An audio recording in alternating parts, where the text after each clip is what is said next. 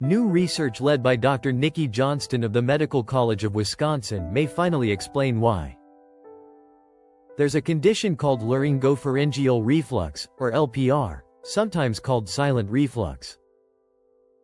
Instead of heartburn, it causes hoarseness, a chronic cough, throat clearing, and the feeling of a lump in the throat. And for decades, doctors treated it the same way they treat regular acid reflux, with proton pump inhibitors, the common acid-blocking drugs. The problem?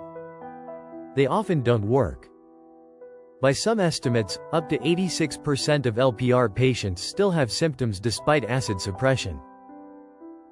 In fact, both the American College of Gastroenterology and the American Gastroenterology Association now advise against using these drugs for LPR when classic heartburn isn't present. Dr. Johnston's research points to the reason. The real culprit may not be acid at all, it's an enzyme called pepsin. Her team found that pepsin, even in non-acidic conditions, gets taken up by the cells lining the vocal cords and triggers inflammation.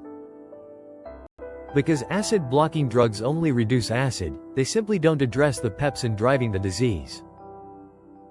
But here's the promising part. In the lab, the team tested a pepsin-blocking drug called amprenavir, the active form of an existing medication called fosamprenavir. It reduced the inflammatory signaling that pepsin sets off in vocal cord cells. In other words, targeting pepsin directly may do what acid suppression cannot. The need is enormous. When Dr. Johnston's team announced a Phase 2 clinical trial requiring just 104 participants, more than 500 people volunteered before enrollment had even formally opened, some offering to travel from other countries to take part.